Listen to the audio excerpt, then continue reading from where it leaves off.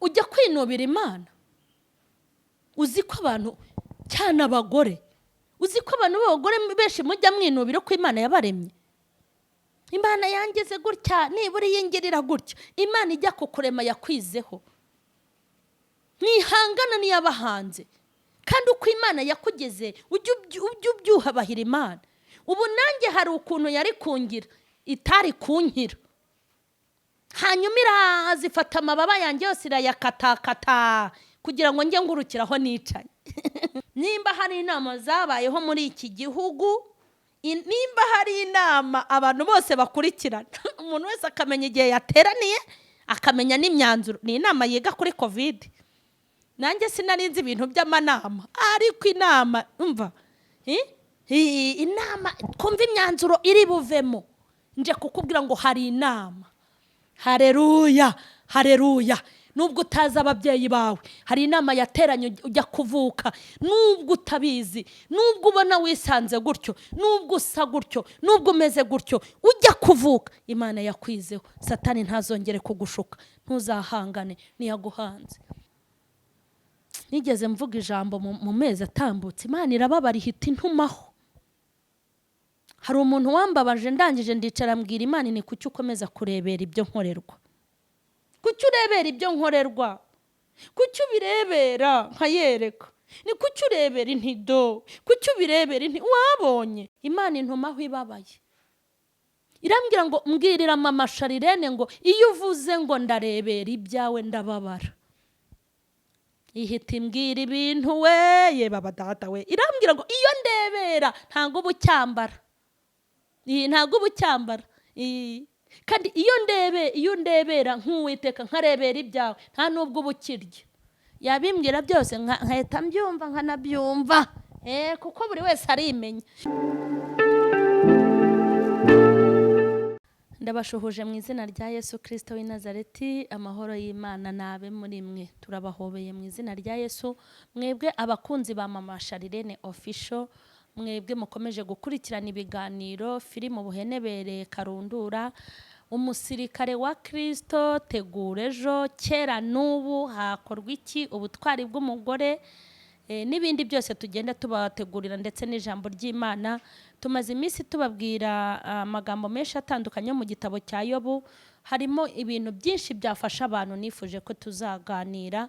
Hanyuma rero ndabashuhuje. Nizere ko mumeze neza, kuko ukuboko kwisumba byose kuri twebwe, kandi neza y'Imana ntago yaheze, nta nubwo yarangiye, ahubwo iratangiye. Ntago Imana yadutaye, ntiyadutereranye, turi kumwe. Nubwo COVID hari ikajya igenda iniyongera, n'akazi kayo, kuko Imana yacu irahari. Ntimugire ubwoba ngo mutake nk'abatagira Imana. Gushyiramo metero, kwambara agapfukamunwa neza, gukaraba inshuro nyinshi, kubahiriza amabwiriza yose, ndetse no gusenga tubifatanye. Ubundi Imana izaturengera, ntago ari uko bizaguma rwose. Mbese nimugire ikibazo, ahubwo kubahiriza amabwiriza no gusenga tubivange. Nababwiye ko kubahiriza amabwiriza bitarimo gusenga ntaho twagera, kandi no gusenga tutubahiriza amabwiriza nabyo ntacyo byatumarira. Ibyo bintu tubyiteho rero, kubahiriza amabwiriza ndetse no gusenga Imana. Hanyuma Imana izabana natwe, koko ni Imana izi iby'iminsi n'ibihe. Rero twabasuhuzaga mwese abari mu gihugu cy'u Rwanda. Mana we, hari igihe mba nibagirwa ahantu, banumva nabasuhuza abantu twagiye tugirana ibihe mbere y'uko COVID-19 iza, aho nagiye nigisha ibiterane n'ahantu henshi mu gihugu cy'u Rwanda. Ndabashuhuje, kandi namwe mujya mumpamagara mumbwira ko mwumvise ibiganiro byanjye. Ndabashuhuje, ndabahaye n'intashyo, mudusuhurize bene data. Ndabashuhuje abo mu bihugu by'abaturanyi, mujya muduha inama n'ibitekerezo, mujya mutwereka ko turi kumwe, kandi biriya binezeza imitima yacu. Turabashuhuje abo mu bihugu bya Afrika, ahantu kure, ahantu hafi, mu bihugu bitandukanye, aho mujye mudukurikiranira.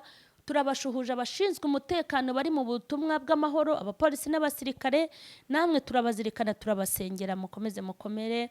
Kandi turabashuhuje abo mu bihugu by'Uburayi, aba diaspora, ni ukuri namwe nimuhezagirwe n'ijuru kandi imbaraga zisumba byose zibatwikire, ijambo ry'Imana rikomeze kubageramo kandi imitima yanyu ikomeze ibe imbibe nziza kugira ngo mukomeze muvomererwe n'imbaraga zisumba byose, hanyuma ubwo tuzimuka twavuye n'aha tuzigire n'iwacu nta kibazo dufite.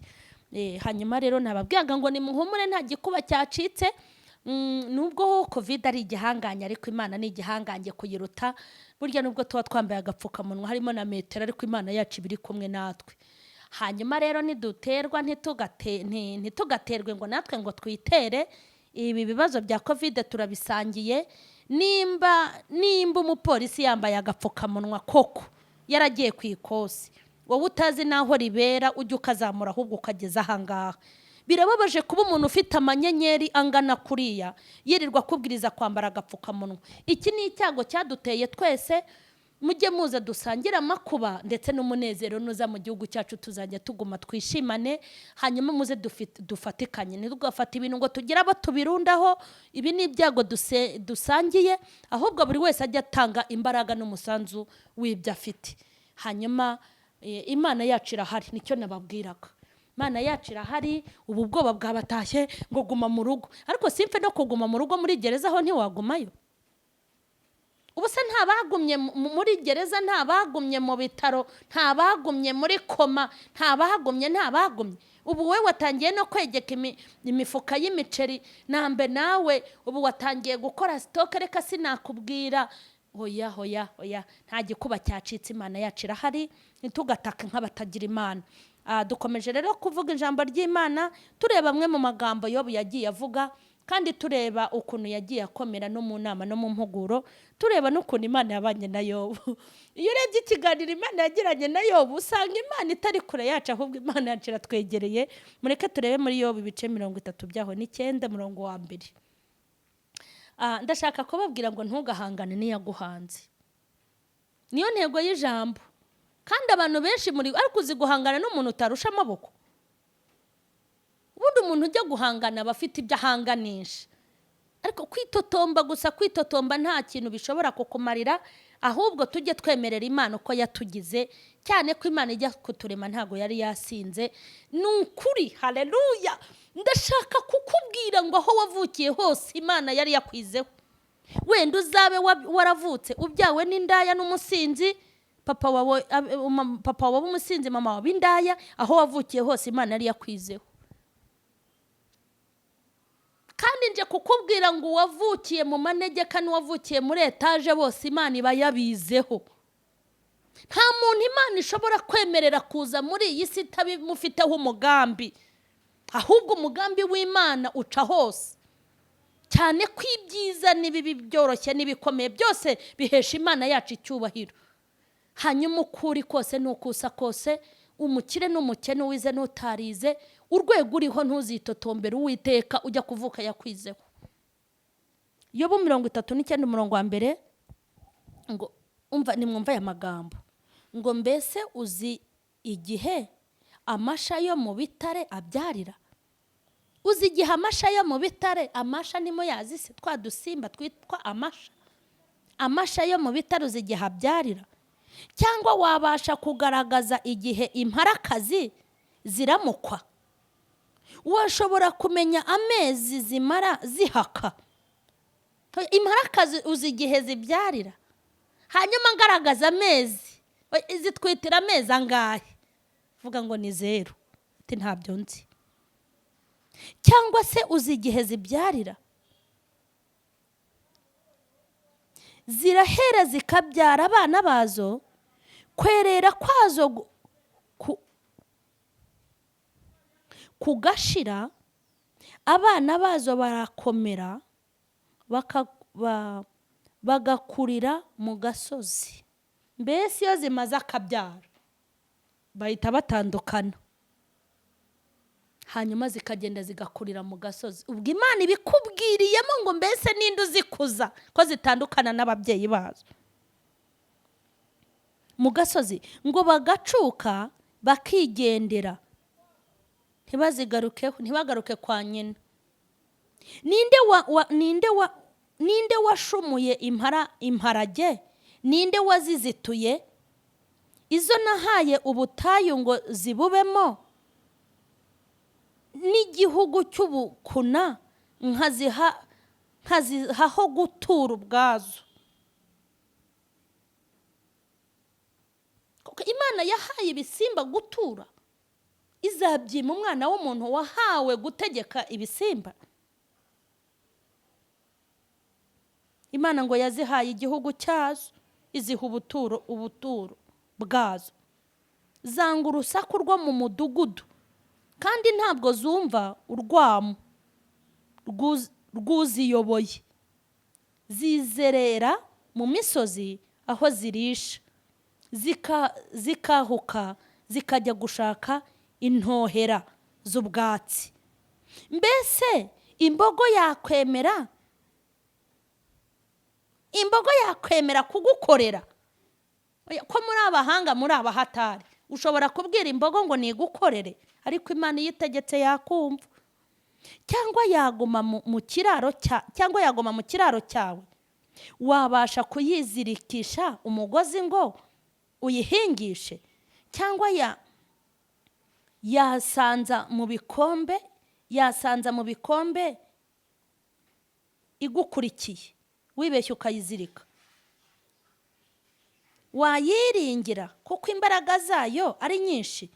Cyangwa wayiharira umurimo wawe, wayiha umurimo wawe ikagukorera?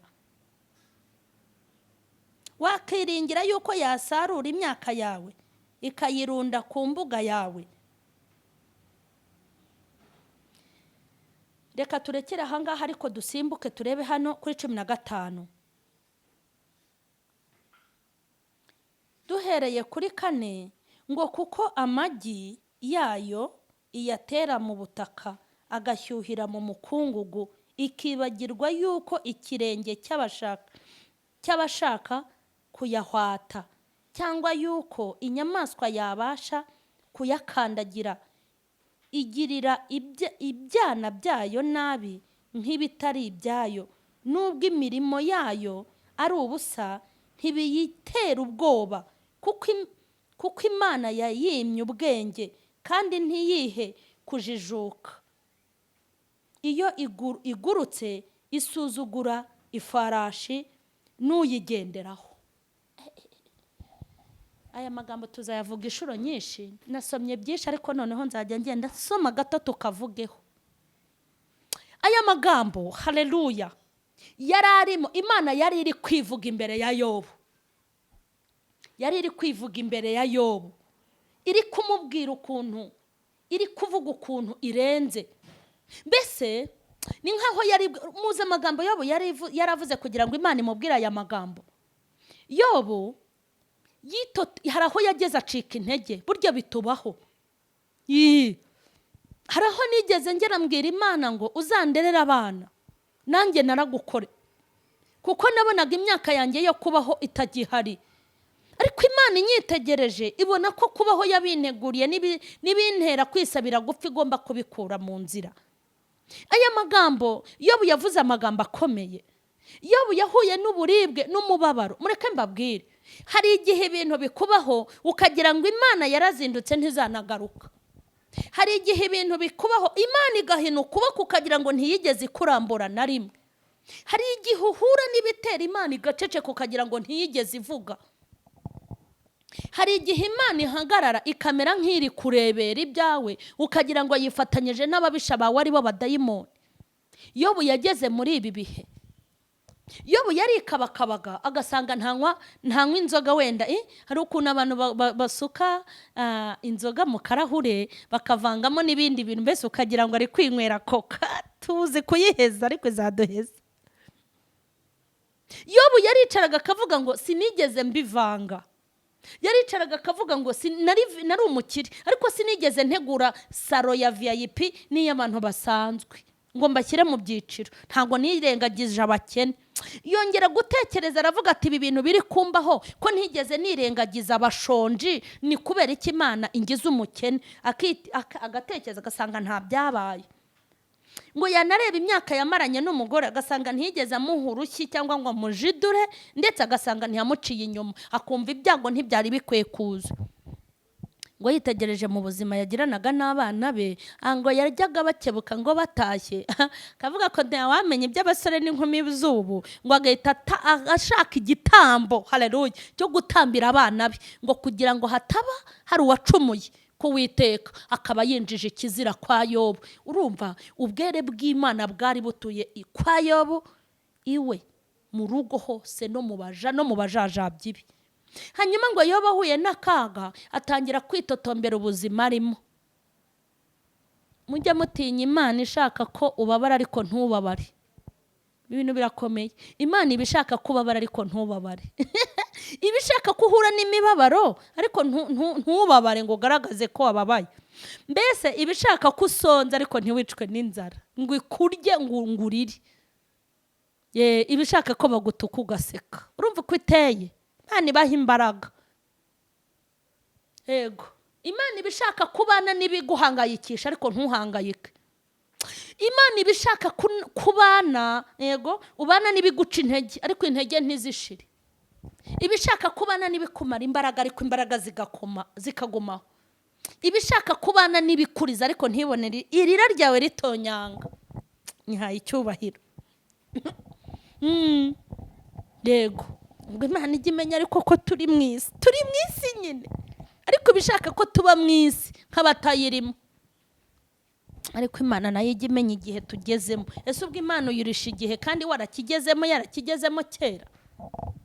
Yobu ahura n'ubuzima bumurya, kandi bumurya ari umukiranutsi. Yobu ahura n'urugamba, amera nk'umuntu waciriweho iteka. Kandi mureke mbabwire, ibyago Yobu yahuye nabyo, yahuye n'ibyago ubundi byari bigenewe abanyabyaha, kuko kera umuntu wakoraga ibyaha niwe wakorerwaga nk'ibya Yobu.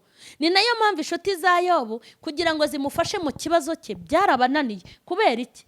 Baricaraga bakavuga bati wowe iyuzuze nayo kugira ngo ubone amahoro, kuko babonaga ibintu bimuriho atari iby'abantu b'abakiranutse nka Yobu. Baravuga bati ntabwo Imana ishobora kuguhora gatsi, ntabwo bishoboka. Ahubwo wowe tukiri hano atura tugusengere Imana igukureho ukuboko kubi. Yobu ngo abonye umubabaro w'umugore, abonye umubabaro w'ibibondo bye, abona umubabaro w'abaja yabuze, abona umubabaro w'ubukene bwinjiye.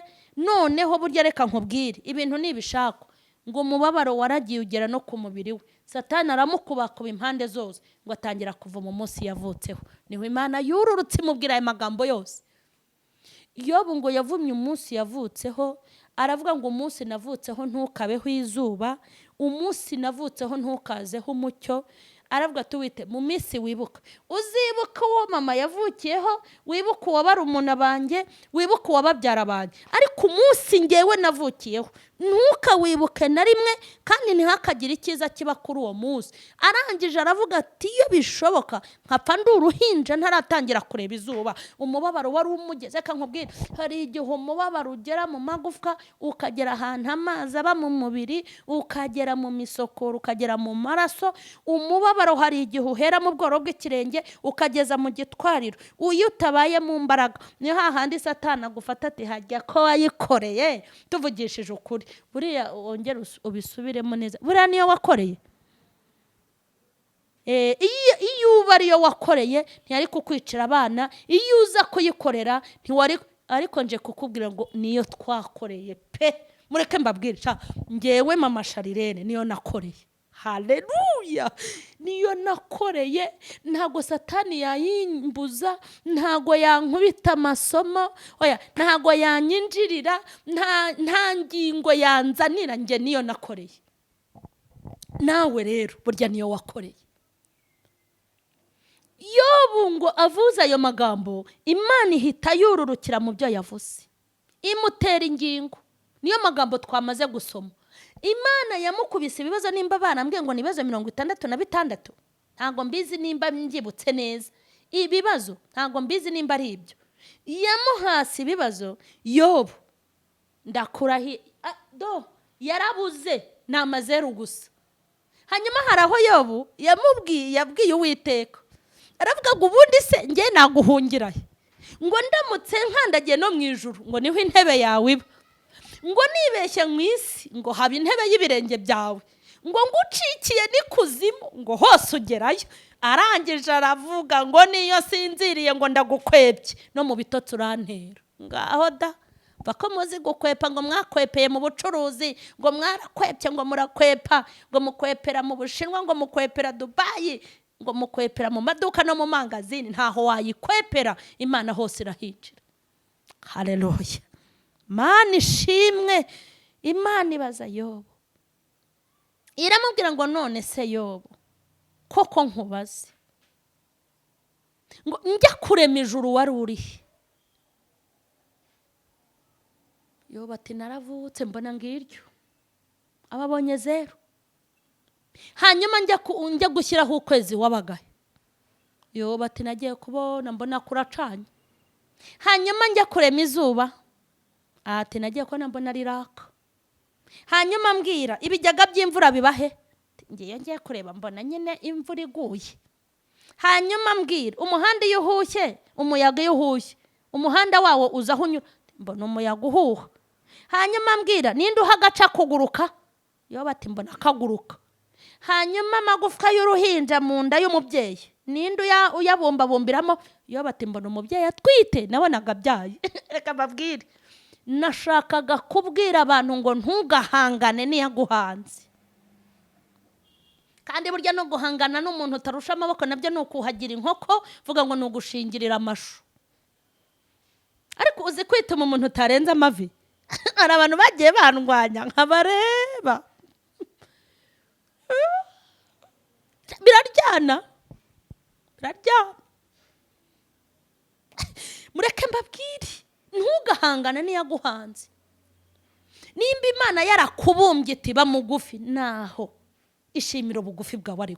Ariko hari abantu nkunda, abantu babita, sinzi ukuntu babigoroye mu Kinyarwanda. Iki gihugu cyacu Mana we, bafite ibintu bakosoye banga gupfobya umuntu. Abantu bagufiya babita abantu bafite ubumuga bw'ubugufi. Mwubahwe rata, bigirira icyizere, bagira confidence iyo agenda mu muhanda. Narababonye, Imana nibaho umugisha aho muri. Aragenda ntumusuzugure, ukabona nawe tiro yayikubiseho, ukabona akajipo keza, ariyubaka, yigirira icyizere, akumva ko ari umuntu nk'abandi. Iyo utinyuka guhangana niyaguhanze, ukinubira ubugufi bwawe, ko atari ubumuga, bari bafite ubumuga, bafite burebure bureshya kuriya nyine, ko babyishimiye, wowe ujya kugaya Imana ngo yakugize mugufiya.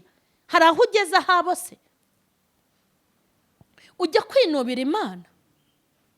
Uzi ko abantu cyane abagore, uzi ko abantu b'abagore benshi mujya mwinubira ko Imana yabaremye? Imana yangeze gutya, nibura yingirira gutya. Imana ijya kukurema yakwizeho. Mwihangana niyabahanze, kandi uko Imana yakugeze ujye ubyuhabahira Imana. Ubu nanjye hari ukuntu yari kungira itari kunkira, hanyuma irazifata amababa yanjye yose irayakatakata kugira ngo njye ngurukiraho nicaye. Ubwo rero nawe ibyo usaba, wasabaga amababa iri kuguteraho, wari kuguruka ugashiduka yarakubuze. Uko Imana yakugize ni byiza, uko yakugize ni byiza. Abo bana yaguhaye, amina. Uwo mugabo ufite, amina. Uwo mugore ufite, haleluya. Ayo mafaranga utunze uko angana kose, amina. Izo shuru urya mu cyumweru nizo ngo urya rimwe ku munsi ijyaniraho. Kuba uri imfubyi, amina, nibyo yemeye. Ubuzima wabayemo n'ubwo urimo, aho wavukiye n'aho warerewe, amina, niyubahwe Imana. Ntugahangane niyaguhanze. Imana ijya kukurema yakwizeho, nubwo utazi ababyeyi bawe. Imana ijya kukurema yakwizeho, nubwo utavukiye muri beriso. Imana ijya kukurema yakwizeho, nubwo utanyweye kigozi, nubwo utanywereye muri bibero, nubwo mama ajya kuguheka atakizeho iranje. Reka nkubwire, nje kukubwira ngo ijya kukurema yakwizeho, ntuzongere guhangana niyaguhanze. Ntuzabone waravukiye mu bibazo, ntuzabone waravukiye mu bukene, ntuzabone warabyawe na mama wawe afite ubumuga bw'ubuhumyi, cyangwa afite ubundi bumuga afite. reka nkubwire, ntuzagire ikibazo wenda batabona, wenda bagendera mu kagare, wenda uba utaramenye papa wawe, wenda uba utaramenye mama wawe, wenda uba uri incike, wenda ube nta muryango, Imana ijya kukuba. Haleluya, mureka mbabwire. Haleluya. Ubu se urashaka kuvuga ngo nubwo utazi ababyeyi bawe, urashaka kumbwira ngo inama yo kugira ngo uvuke yabereye mu kagari? Yabereye mu kagari? Yabereye mu murenge? Yabereye mu ijuru. Yesu yari ahari, umwuka wera wari uhari, abamarayika bari bahari. maze nanjye njya kuvuka, inama yarateranye. Ariko ibaza inama yo mu ijuru. Nimba hari inama zabayeho muri iki gihugu, nimba hari inama abantu bose bakurikirana, umuntu wese akamenya igihe yateraniye, akamenya n'imyanzuro. Ni inama yiga kuri covid. Nanjye sinarinzi ibintu by'amanama, ariko inama umva, inama kumva imyanzuro iri buvemo, nje kukubwira ngo hari inama. Haleluya, haleluya. Nubwo utazi ababyeyi bawe, hari inama yateranye ujya kuvuka. Nubwo utabizi, nubwo ubona wisanze gutyo, nubwo usa gutyo, nubwo umeze gutyo, ujya kuvuka, Imana yakwizeho. Satani ntazongere kugushuka, ntuzahangane niyaguhanze. Ese wavukanye amaguru abiri? Amina. Wavukanye kumwe? Imana yari yakwizeho. Ese wavukanye ubumuga bw'ubuhumyi? Ntago ubona? Humura. Bwo kutabona? Humura. Nimbyica mu mbabarire we. Mbese Imana yakwizeho, humura. Yakwizeho, yari yagutekerejeho. Uko wavutse kose. Maze iminsi mbona ibintu kuri izi mbuga zitandukanye, Mana Nyagasani, abantu bavuka bameze gute, bameze gute. Uko wavutse kose, uko wavutse kose, nubwo abantu bagusuzugura, nubwo abantu bakwibazaho, nubwo abantu baguseka, nubwo abantu bagutuka, nubwo babona ntacyo umaze, yakwizeho Imana. Ikindi, ufite icyo umaze. Ufite icyo umariye Imana, naho utamarira, niba utagiye icyo umarira umuryango, hari icyo umariye Imana. Iyo utaba ufite umumaro, uba warapfuye. Ariko kuko ugihumeka, aho uri hose nuko umeze kose, nje kukubwira ngo Imana yakwizeho. Ikindi, ntimuzongere guhangana n'iy'abahanzi. Abantu benshi bitotombera ubuzima bariho. Mana, kuki wangize gutya, kuki wabyemeye? Nimba hari ikintu nzi mu buzima, nuko ubuzima ngewe mama Charlene ndimo, kuva navuka kugeza iyi saha, Imana yabwizeho. Nta buzima na bumwe mbamo butari bwiza, kubera ko ikintu Imana yemeye nta wagihakana. Ikintu Imana yemeye nanjye ntago nakihakana, kandi ikintu kivuye mu biganza by'Imana ngomba kucyakiriza abiri. Nimba ivuze ngo muri iyi myaka ugomba kuba ifubye, byakiriza abiri. Nimba ivuze ngo uzaba umupfakazi, emera ubifate. Nimba ivuze ngo uzahomba, nyamuneka bikacire. Nimba ivuze ngo uzaba iciro ry'imigani, byakire. Bivuzwe n'umunyabwenge, bivuzwe n'umuhanga, bivuzwe n'iyica igakiza, bivuzwe n'ireba kure. Haleluya. Ishobora gutegeka ubukene, ejo bundi igategeka ubukire. Ishobora gutegeka igihombo, ejo bundi igategeka iki? Kunguka. Ishobora gutegeka gupfa, igategeka no kubaho. Itegeka kuzima, igategeka no kwaka. Itegeka kujya hejuru, ikategeka kujya hasi. Itegeka kwamamara, igategeka no kutamenyekana. Byose biyiturukaho. Icyo yagutegekeye, sifa kwa Mungu, ukigumane, kandi niko gakiza kawe. Iyakire. Ntuzongere kwisuzugura. Ntabwo ari byo.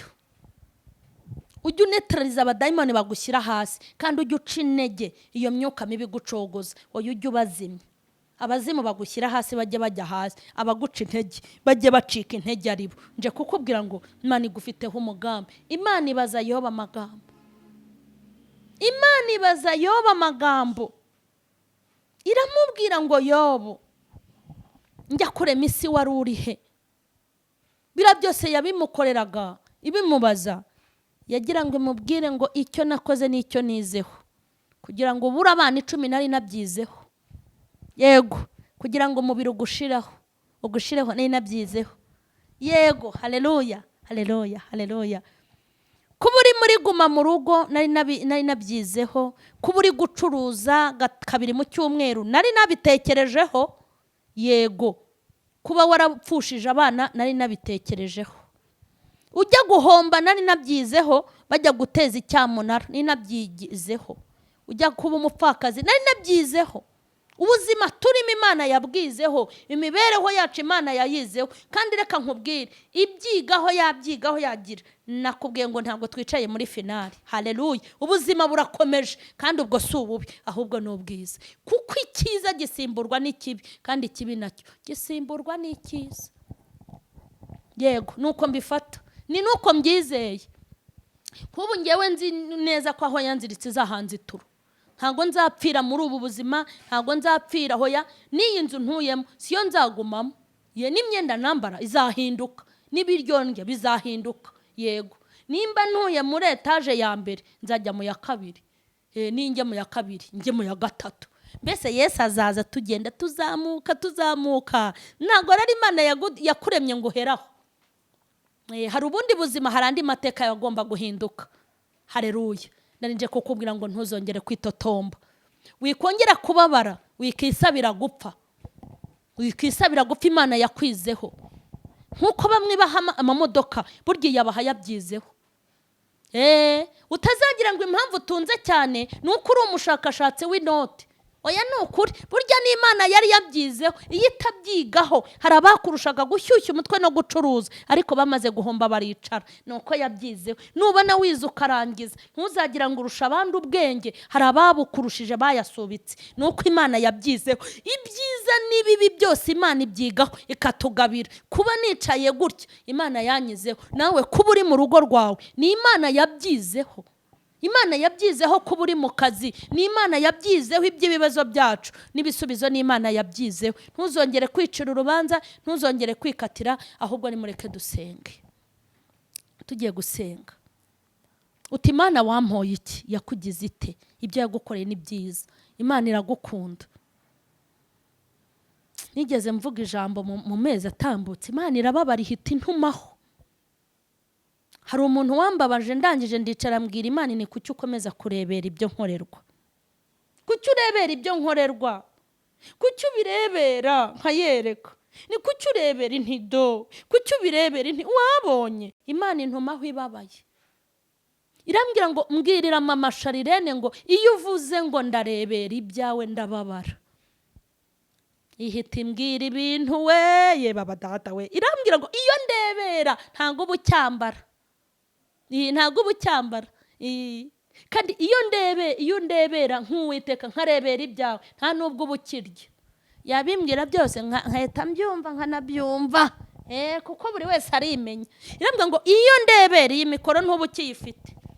Irambwira ngo iyo ndebera ntago ubukivuga. Irambwira ngo iyo ndebera wari kuba umusazi, iyo ndebera wari gupfa, iyo ndebera wari gufunga uzira ubusa. Iyo nkurebera ndi mu ijuru wowe ntubukibukwa. Mpita mbikurura koko ye baba we, ndavuga nibyo we, mpita nibuka ibimenyetso n'ibyo ndeba. Ndavuga mbabarira, ntago uri indorerezi, uri mu kazi.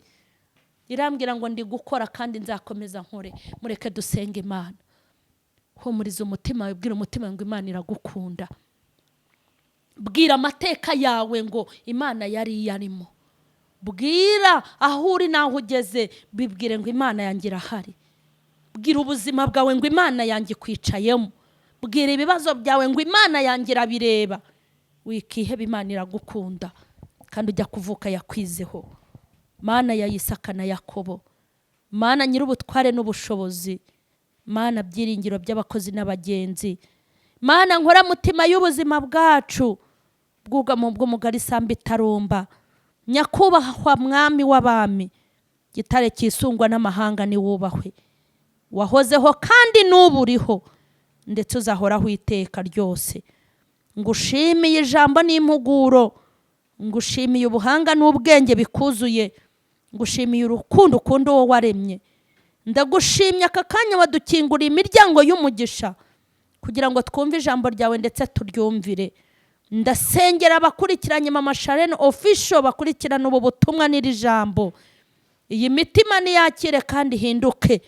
Iyi mitima nivomererwa n'iri jambo rihinguke mu bugingo bwabo, kandi ijambo ryawe ribe inkota, ijambo ryawe risenye rinubake, ijambo ryawe rigira umumaro mu bugingo ndasenze kugira ngo ubutumwa bugere kure.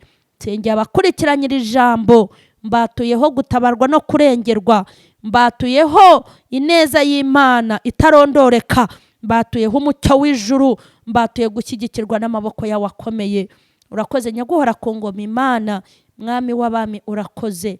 Habwa icyubahiro kubw'uyu mwanya, shyirwa hejuru kubw'iyi minota, izina ryawe nirihimbazwe. Ngaho komeza uherekeze iri jambo rigira umumaro mu bugingo bw'abantu mu izina rya Yesu, amen. Murakoze cyane, Imana ibaha umugisha. Mbifurije amahirwe masa yo gukomeza kubana n'Imana kandi yo gukomeza kwishimira uko Imana yabagize.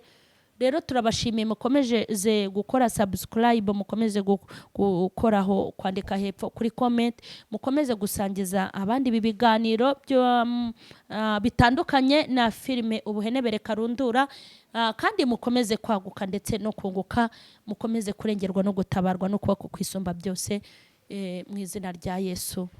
Bye bye.